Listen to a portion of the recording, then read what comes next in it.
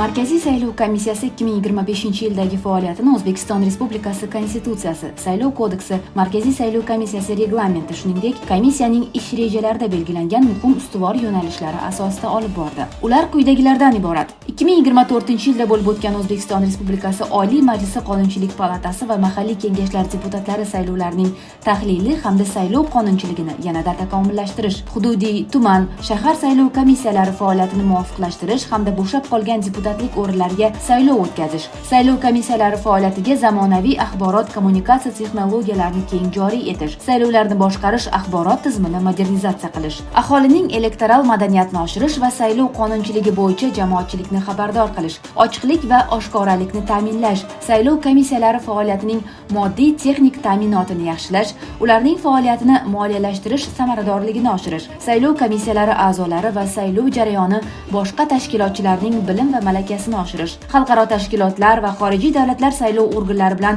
hamkorlikni kengaytirish, mamlakatimizda 2024-yilda bo'lib o'tgan saylovlarga tayyorgarlik ko'rish va uni o'tkazishning barcha bosqichlari hamda saylov jarayonlarini kuzatishda ishtirok etgan xorijiy va xalqaro hamda mahalliy kuzatuvchilar, shuningdek mahalliy va xorijiy ommaviy axborot vositalari vakillarining fikr va mulohazalari atroflicha tahlil qilindi.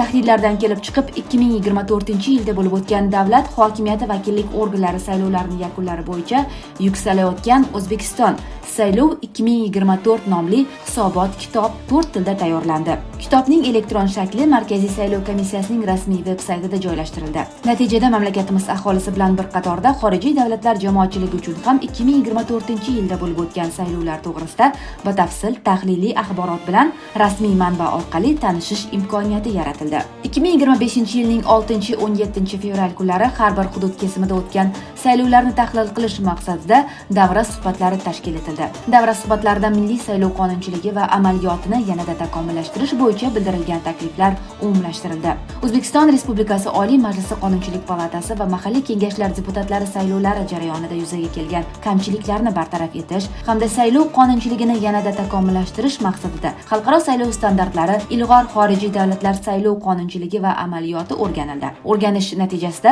saylov qonunchiligini yanada takomillashtirish bo'yicha bir qator qonunchilik takliflari ishlab chiqildi. Bo'shab qolgan o'rinlarga saylovlarni yuqori tashkiliy darajada o'tkazishda yagona amaliyotni yo'lga qo'yish maqsadida namunaviy xarajatlar smetasi hamda kalendar rejasi ishlab chiqilib tasdiqlandi.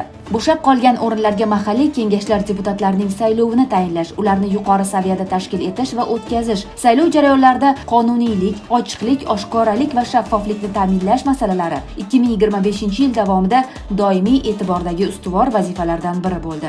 Xususan 58 ta tuman shaharlarda 71 ta saylov okrugida bo'shab qolgan o'rinlarga mahalliy kengashlar deputatlarining saylovlari o'tkazildi. Mazkur saylovlarda 355 nafar nomzod ro'yxatga olindi. Saylov okruglari jami 194 ta saylov uchastkalarini hamda 330 ming nafarga yaqin saylovchilarni qamrab oldi. O'tkazilgan saylovlarda ro'yxatga kiritilgan saylovchilarning 74.6% ovoz berishda ishtirok etdi. Ushbu saylovlarni yuqori saviyada o'tkazish uchun 1300 nafardan ortiq uchastka saylov komissiyalari a'zolari shakllantirildi.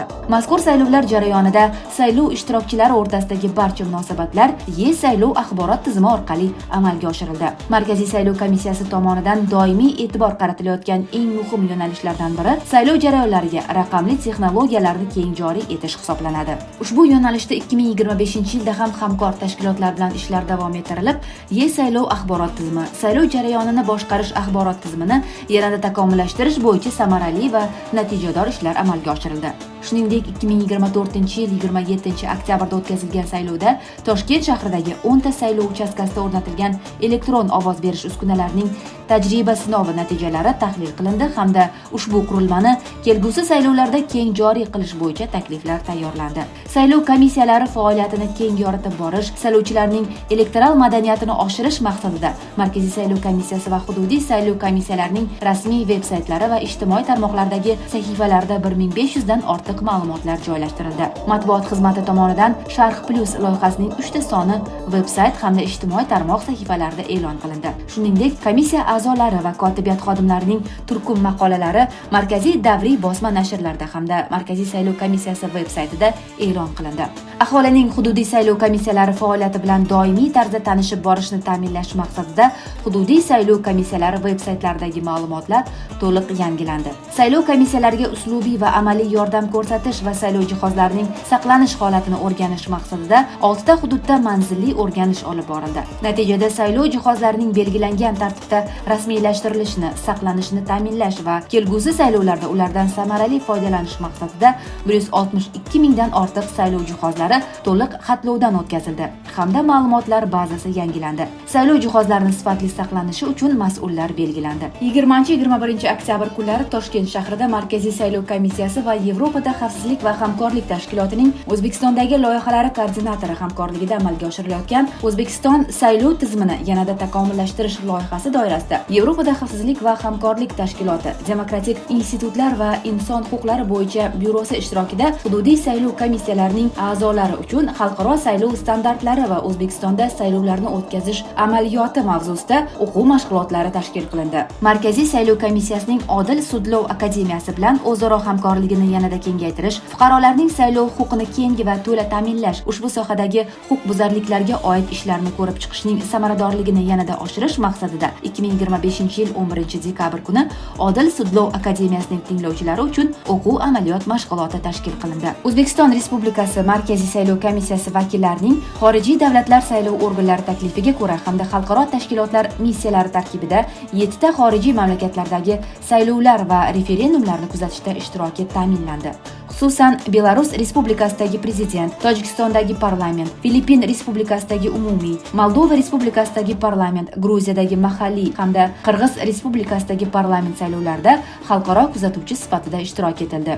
Shuningdek, Markaziy saylov komissiyasi rahbariyati va a'zolari, kotibiyat xodimlari O'zbekiston Respublikasi delegatsiyalari tarkibida 10 ga yaqin xalqaro tadbirlarda bevosita yoki masofadan ishtirok etib, milliy saylov qonunchiligi va amaliyotining o'ziga xos xususiyatlari, saylov jarayonlarida raqamli texnologiyalarning joriy qilinganligi haqida axborot taqdim etdilar. Xususan 2025-yil Hindiston Respublikasida bo'lib o'tgan xalqaro konferensiyada Filippin Respublikasidagi saylovoldi tashkil etilgan Osiyo saylov organlari assotsiatsiyasi ijroiya kengashi yig'ilishida, Qozog'iston Respublikasida bo'lib o'tgan Turkiy davlatlar tashkilotiga a'zo davlatlar saylov organlari maslahatlashuv platformasining birinchi yig'ilishida va xalqaro ilmiy amaliy konferensiyada, Qirg'iziston Respublikasida bo'lib o'tgan Turkiy davlatlar tashkilotiga a'zo davlatlarning markaziy saylov organlari maslahat platformasining ishchi majlisida O'zbekiston Respublikasi delegatsiyasi ishtirok etishdi. Shu bilan bir qatorda Markaziy saylov komissiyasida 2025-yil 30-aprel kuni Yevropada xavfsizlik va hamkorlik tashkilotining milliy ozchiliklar masalalari bo'yicha oliy komissari idorasining siyosiy masalalar bo'yicha maslahatchisi bilan